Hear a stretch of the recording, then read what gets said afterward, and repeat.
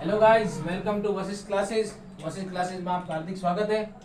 आज हम बात करेंगे टाइप्स ऑफ डायबिटीज के बारे में कि डायबिटीज खुद कितने टाइप की होती है और कैसे होती है, उस चीज के बारे में समझते हैं। तो डायबिटीज के मेनली 3 टाइप हैं। पहला टाइप टाइप 1, दूसरा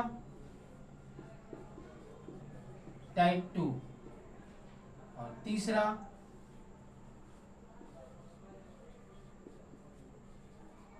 गैस्ट्रिटाइनल डायबिटीज। ये 3 टाइप की डायबिटीज होती है। पहली डायबिटीज जिसे हम दूसरे नाम से कह सकते हैं insulin dependent diabetes mellitus, IDDM। Insulin dependent diabetes mellitus. दूसरी टाइप की जो डायबिटीज होती है उसे कहते हैं non insulin dependent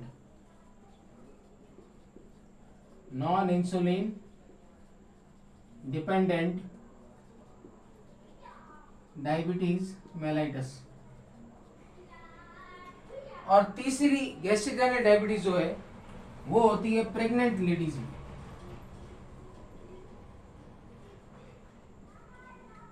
during pregnancy period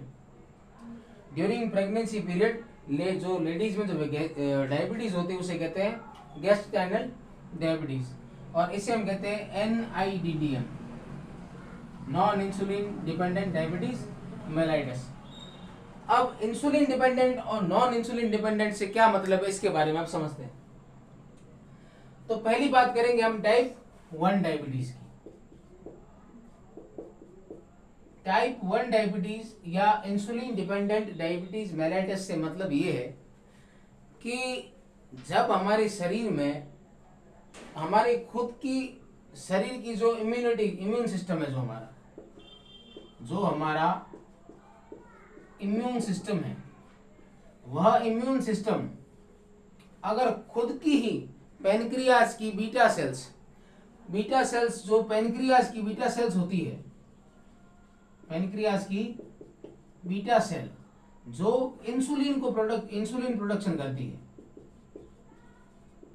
insulin बनाने का काम हमारे शरीर में पेनक्रियास की बीटा सेल्स करती है।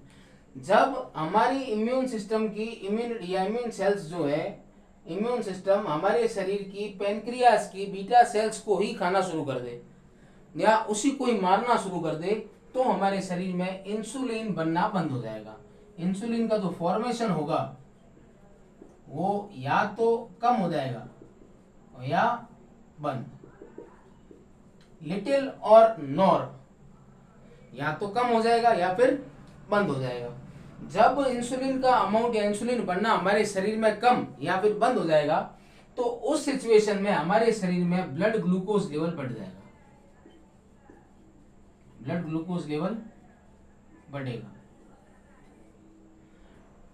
टाइप 1 डायबिटीज बेसिकली 7 से 12 साल की उम्र जो होती है बच्चों में, उनमें डायग्नोस की जाती है। लगभग 7 से 12 साल के जो बच्चे होते हैं उनमें ये डिजीज देखी जाती है। अब इसे कहते हैं इंसुलिन डिपेंडेंट डायबिटीज मेलाइटस। अब आपको ये समझ में आ रहा होगा कि इसे इंसुलिन डिपेंडेंट क्यों कहते हैं।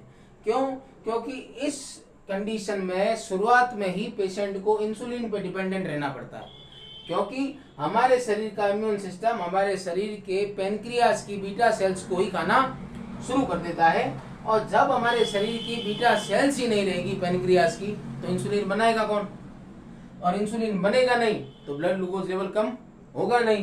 तो उसे कम करने के लिए हमें इंसुलिन पे डिपेंडेंट रहना पड़ता है शुरुआत से ही। दूसरी चीज मैंने आपसे ये कही कि ये 7 से 12 साल की उम्र तक के बच्चों में लगभग डायग्नोस किया जाता है। जिन बच्चों को या जिन लोगों को अर्ली एज में जब ये डायबिटीज हो जाती है, तो उन्हें बेसिकली 99% इंसुलिन पर डिपेंडेंट होना पड़ता है। टेबलेट से उनका ट्रीटमेंट नहीं हो पाता है। क्यों? क्योंकि उनके शरीर में इंसुलिन बनना ही बंद हो चुका है।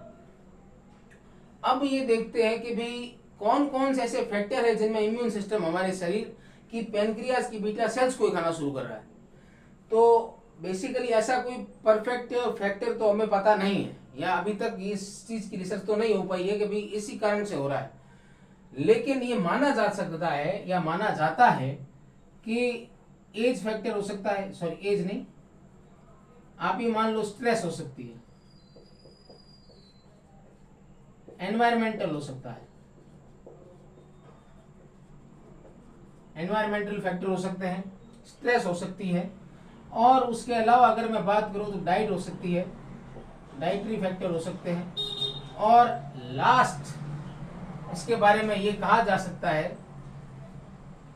कि भाई पहला स्ट्रेस हो गया, एनवायरमेंट, डाइटरी, और तीसरा हो सकता है जेनेटिक, कि जेनेटिक फैक्टर भी ऐसा हो सकता है, या किसी आदमी में या किसी के भी जेनेटिक में यदि डायबिटीज की प्रॉब्लम हो, या आप पहले किसी इस पीढ़ी में जैसे हम बात करें कि मम्मी है या पापा है, दादा है, दादी है, नानी है, नाना है, मामा है, मामी है, इन सब में किसी में भी यदि डायबिटीज हुई है तो उसमें होने के चांसेस रहते हैं।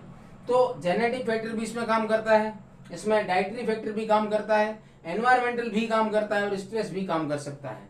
तो इन सारे फैक्टर्स के कारण हमारे शरीर में इम्यून सिस्टम हमारे शरीर की पेनक्रियास की बीटा सेल्स को खाना शुरू कर देता है, और उस कंडीशन में हमारे शरीर में इंसुलिन का फॉर्मेशन या तो बहुत कम हो जाता है या फिर ना के बराबर, मतलब बंद हो जाता है। और जब इंसुलिन फॉर्मेशन हमारे शरीर में बंद हो जाएगा तो उस सिचुएशन में शरीर में ब्लड ग्लूकोज लेवल बढ़ेगा, और वह कंडीशन हो जाएगी हाइपरग्लाइसीमिया। शुगर हमारे लेवल में, शुगर ब्लड ग्लूकोज लेवल हमारे शरीर में बढ़ जाएगा, और जब बढ़ेगा तो ये बेसिकली कब होगा, 7 से 12 साल की उम्र में, और इसीलिए इसे हम जुवेनाइल डायबिटीज भी कहते हैं। जुवेनाइल डायबिटीज मतलब बच्चों, कम उम्र में, छोटी उम्र में यह बीमारी या यह कंडीशन छोटी उम्र में हो जाती है। तो टाइप 1 डायबिटीज में कुछ ऐसे फैक्टर हमें दिखाई देते हैं। तो उसमें शुरुआत में ही इंसुलिन पर डिपेंडेंट होना पड़ जाता है, क्योंकि पेनक्रियास की बीटा सेल्स ही काम नहीं कर रही, और या पेनक्रियास की बीटा सेल्स है ही नहीं, ऐसा भी हम कह सकते हैं। और उसके बाद ये कुछ फैक्टर्स है, जैसे स्ट्रेस है, एनवायरमेंटल है, डाइटरी है, जेनेटिक है, इन सब फैक्टर के कारण हमारे शरीर में इंसुलिन नहीं बन पाता है। तो ऑटो इम्यून, जिसे हम ऑटो इम्यून डिजीज भी कह सकते हैं, इसे type 1 diabetes auto immune disease का भी एक एग्जाम्पल है।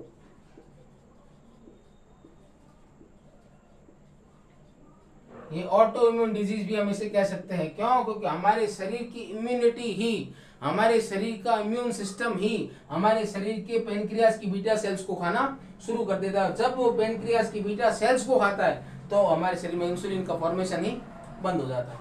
अब बात करते हैं टाइप 2 डायबिटीज के बारे में, कि टाइप 2 डायबिटीज आखिर क्या है, कैसे होती है, उसके बारे में देखते हैं, और कौन कौन से फैक्टर्स हैं जो टाइप 2 डायबिटीज को प्रमोट करते हैं, उसके बारे में आप बात करेंगे। और जैसा कि मैंने लिखा है कि type 2 diabetes non insulin dependent diabetes mellitus है, non insulin dependent diabetes mellitus. तो नॉन इंसुलिन डिपेंडेंट से मतलब ये हो गया कि अभी शुरुआत में आपको इंसुलिन की जरूरत नहीं पड़ेगी। Type 2 diabetes. अब टाइप 2 डायबिटीज में क्या होता है कि पहले तो टाइप 1 डायबिटीज में हमने ये देखा कि बच्चों में जब हमारे शरीर का इम्यून सिस्टम ही वो पेनक्रियास की बीटा सेल्स को खाना शुरू कर देगा, या पेनक्रियास की बीटा सेल्स पर अटैक कर देगा, तो हमारे शरीर में इंसुलिन फॉर्मेशन बंद हो जाएगा।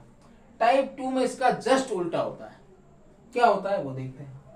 टाइप 2 डायबिटीज में क्या होता है कि हमारे शरीर में इंसुलिन तो बनता है, इंसुलिन तो हमारे शरीर में प्रॉपर बन रहा है, कोई दिक्कत नहीं, जैसा पहले बन रहा था वैसा आज भी बन रहा है, लेकिन हमारा जो शरीर है वो खुद इंसुलिन रेजिस्टेंट हो चुका है। हमारा शरीर उस इंसुलिन को यूज में नहीं ले रहा, या प्रॉपर अमाउंट में यूज नहीं ले रहा।